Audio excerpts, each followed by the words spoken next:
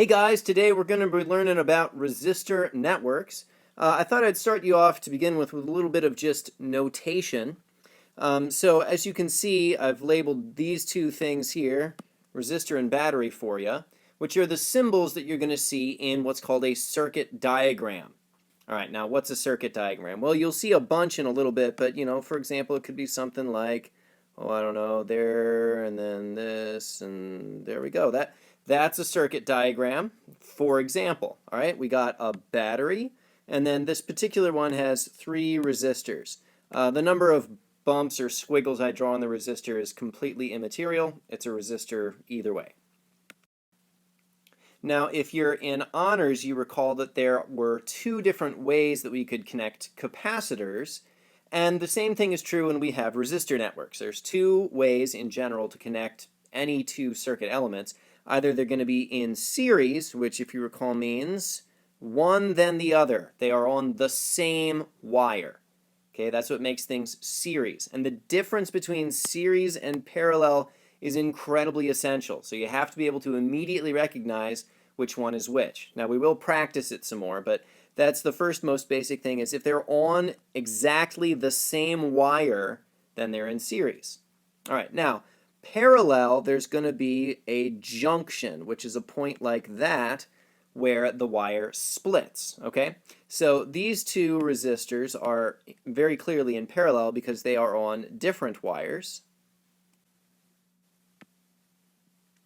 All right, whereas other times it might not perhaps seem as clear. So let me hopefully clarify this here. If you saw, let's say, this, and then this, all right, it would be incorrect for you to conclude that this one and this one are simply in series. They are not. Well, but Mr. Erko, see the wire in the, no, please. What I will say to this is do not blow through a junction, okay? You're just shooting straight through that junction there when you draw a line like this, and that's incorrect. There's a junction right there, and therefore this resistor and this resistor could not properly considered to be could not be properly considered in series because there's a junction between them. All right, now how we deal with those will become more clear as we proceed through the video, but just always know series is this very simple picture. They have to be literally on the exact same wire. There cannot be like a junction splitting off like that. That is not okay. And if you did see something like that, then there'd be some resistors in series and some of them in parallel. Again, we'll deal with that a little bit later on in the video. All right, now just as for an example, if you had a somewhat complicated resistor network that looked like this, the goal with resistor networks, at least initially, is in this part of the chapter, is going to be to reduce them down to what's called their equivalent resistor, or said another way, find the equivalent resistance. So in other words, all of these various resistors here, all of these could somehow be condensed down to just this one right here, if only we knew the way. I mean, the idea there is, I think, a straightforward one, right? This over here is really complicated. Wouldn't it be nice if we could turn it into something simple like that right there that we could analyze using Ohm's law? And indeed, if you get it down to the equivalent resistance, you absolutely can apply Ohm's law and just say the volts provided by the battery, that's your V, equals IR, where the R you would use would be the equivalent resistance, and the I you'd calculate would be the total current that's coming out of the battery. Later on in the unit, though, we will start talking about how, there's also actually 3 other currents, or rather a total of 3 currents that exist in this network. That's well outside the scope of this particular video, how we're going to find them, but I do want you to be aware that not all of the resistors are going to receive this total current that we'll be able to figure out how to calculate once we know its equivalent resistance. All right, so our goal for the video then is figure out how you figure out equivalent resistance, meaning how do I turn all of this complicated junk into one simple thing? Well, it begins with two equations.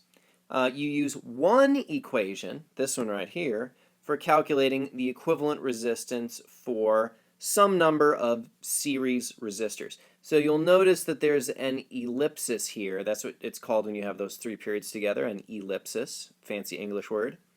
And the reason there's an ellipsis there is, I mean, I could combine any number of series resistors in this exact same way. So if you have a third one there, well, I just add up that third resistance, whatever that is. If there's a fourth one, oh man, what do I do now? You just add it on. So if they're all actually simply in series, then the equivalent resistance is merely the sum of all of their various resistances. If, however, there are some resistors which are set up in parallel, well, then you'll have to use this other equation here, which is, as you can see, a little bit more complicated.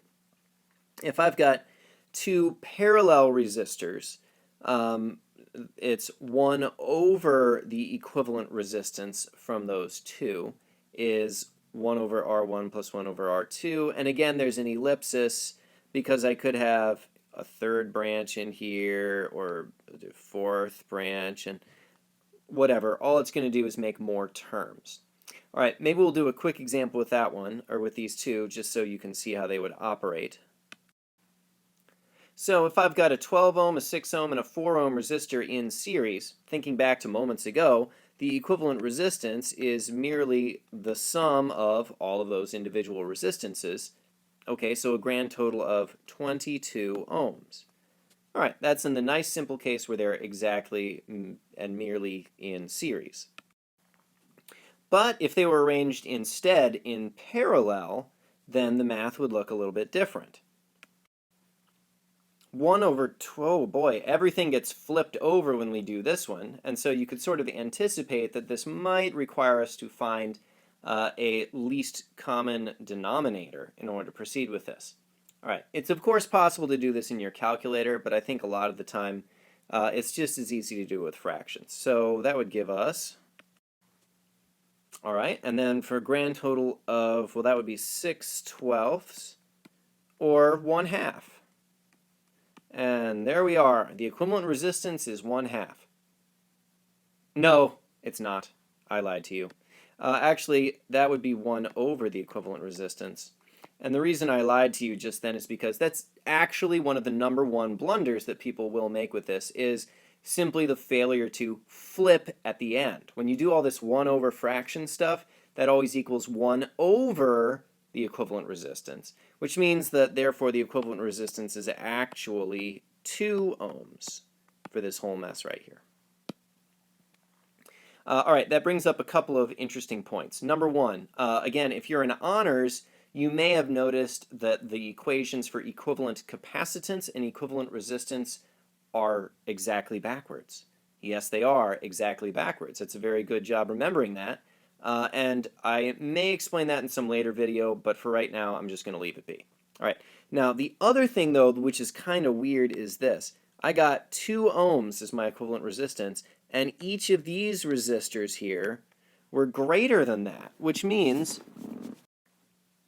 when you combine resistors in parallel, the equivalent resistance is always going to be smaller than any of the individual resistors in that network. That's sort of a crazy idea at first, but if you remember that what resistors do is they oppose the flow of charge, which is to say current.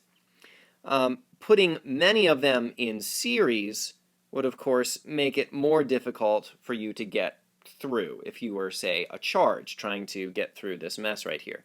Oh man, I have to go through 3 stoplights. Ugh. All right. Whereas if you've got a junction here, there's now 3 lanes for traffic to follow. Oh man, it is going to be easier for that charge to get through that circuit. Okay, so current will flow more easily when you have resistors in parallel than when you have them in series. All right, next super important thing is being able to recognize whether things are in series or in parallel. I hope it's obvious for this one that these three resistors here are in series.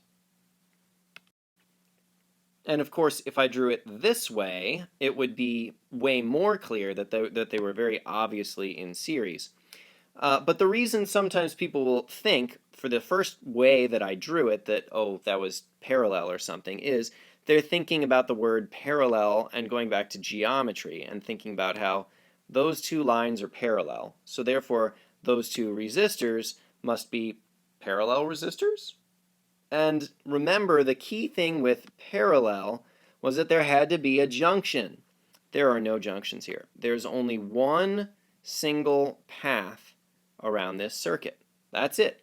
Everything is on the same exact wire. So series, not parallel. The other thing that sometimes messes with people is that they only want to see a circuit one particular way, meaning they'll only recognize one construction as parallel, and if it looks at all different from that, then they won't recognize it. So for example, this way of drawing parallel on the left, everyone looks at that and they're like, parallel, got it, okay. Because see, like, look, there's the junction right there, and then there's the other sort of end of the junction, right? Where sort of key idea here that we'll elaborate on a lot more in a future video, right? The current coming out of the battery splits right there at the junction, and some goes this way, and some goes that way, and some goes this way, but it all comes back together on the other side, giving you, again, the total current when you get back to the battery, because charge can't disappear partway through the circuit. Now, the one that I drew on the right, though, is exactly the same thing. If I draw the current, which is coming out of the battery, it's going to split right here, for starters, and some of it goes that way. But some of it continues on. Oh, and then more of it splits off, and then the rest will continue on here. Joins back together, and again we have the total current when we get back to the battery.